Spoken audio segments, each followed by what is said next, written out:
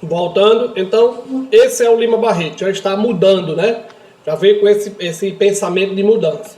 O próximo é o Simões Lopes Neto, né? Então, o Simões Lopes Neto, ele teve a sua obra mais voltada para os pampas, né? Não é à toa que ele traz aí, ó, os costumes dos pampas, né? Os pampas gaúchos.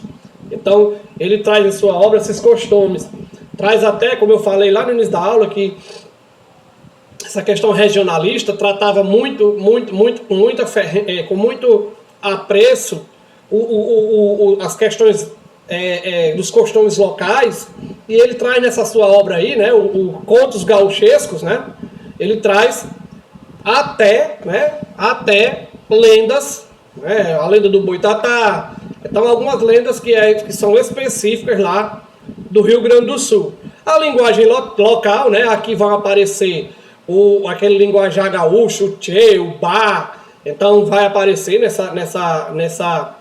na obra dele, né, as tradições locais, no caso aí as tradições dos costumes, né, dos pampas, a natureza, mas essa natureza não é qualquer natureza, é exatamente aquelas serras, os pampas gaúchos mesmo, ele vai mostrar, as lendas, como eu falei para vocês, vai estar expresso na obra dele, e o mais importante, não, né, é que essa questão do sentido universal, né? Então ele traz esse sentido mais de universo, não um sentido voltado para o eu, e sim universal. Então ele traz essas características, e a sua obra, né, mais digamos assim, principal é os contos gauchescos, tá bom? Então esse é o Simões de Lopes Neto, tá bom? O próximo é esse rapaz aí, né? Os outros que a gente discutiu até agora, eles foram para a área da prosa. Aqui não. O Augusto dos Anjos, ele trouxe o quê? Poesia. Ele foi para o lado da poesia, beleza? Mas é um cara singular da literatura brasileira.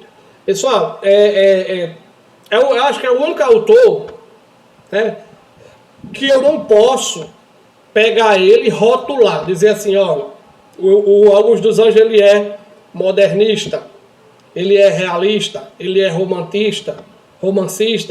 Pessoal, se você pegar as obras dele, se você pegar o Augusto dos Anjos em si, ele tem um pouco de cada coisa. Então ele é muito singular. Então é como se... E também não precisa rotular, né? Não precisa botar rótulo. É Augusto dos Anjos, estamos falando do rapaz aí, né? Augusto dos Anjos, ele é importantíssimo. Então, mas se você quiser, se você procurar direitinho, você vai encontrar, como eu disse, marcas de todas as escolas literárias na obra dele. Mas ele fez parte desse período, né? E logo passou aí para as questões da Semana de Arte Moderna também, né? Fez muito zoada, fez muito fuá, e está aí ele. Linguagem culta, né? Ele muito estudado, um cara que sabia muito a língua portuguesa, então estudava bastante, pessoal. O cara estudava. Aquela questão mais voltada para o rebuscamento mesmo, um cara que era muito estudado. Poesia cientificista. Pessoal, o que é isso? Pessoal, a poesia dele, ele trata da questão da morte, né? Da morte, mas não como os outros faziam, que é a transcendência, o religioso. Não é dessa forma que ele trata a questão da morte.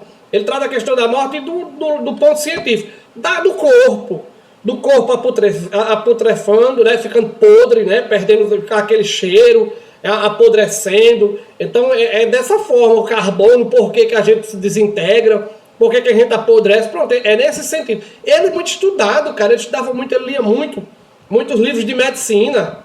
Então o cara, ele conhecia essa área médica, estudava bastante. Não foi médico, mas ele lia muitos livros de medicina, né?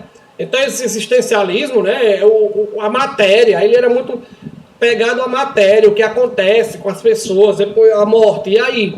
O corpo faz o quê? O que acontece com esse corpo? Por que ele apodrece? Por que ele se desmancha? O carbono, por que ele se desmancha? Tá entendendo? Então ele tem esse cunho, né, voltado para para essas questões, né? Essas questões mais científicas mesmo, como eu disse, porque ele era um cara que estudava bastante. Estudava muitos livros, lia muitas obras médicas, né? Livros de médico. A Angústia da Vida, né? Como eu disse a vocês, é um cara que trata muito dessa questão da morte. A morte é presente, constante nas suas obras. Então essa angústia da vida, né? O porquê que eu estou aqui, qual o objetivo, e a morte, como já falei anteriormente, presente na sua obra, e o materialismo, né? Como eu disse, né? O material, é a carne, o carbono, é o corpo em si. O que acontece com ele? Por que ele se desintegra? Por que ele se desmancha? Tá entendendo? Então o Augusto dos Anjos, ele é assim. Ele tem essa, digamos assim, esses apreços, né? Esses apretextos, essas características. E uma das suas principais obras, Eu. Então, se vocês lerem essa obra, vocês vão encontrar todos esses requisitos aí dentro da obra dele. Como eu disse anteriormente, é um dos autores de literatura de 500 anos. 500 anos de literatura, a gente não consegue colocar Augusto dos Anjos dentro de uma escola literária só. Não, isso aqui, ele realmente pertence à escola X, Y, não. Em 500 anos de literatura, eu não tenho uma escola literária para rotular Augusto dos Anjos, mas como eu já falei anteriormente, eu não preciso rotular o rapaz, né? Estou falando de quem? Augusto dos Anjos não precisa de rótulo, beleza? Então esses foram os autores do pré-modernismo. Pré-modernismo esse que, olha que eu resumi 22 anos de história, né? De produção desse pré-modernismo, porque agora vai começar a Semana de Arte Moderna. Então esse pré-modernismo foi só um aperitivo, né? Uma preparação, ok?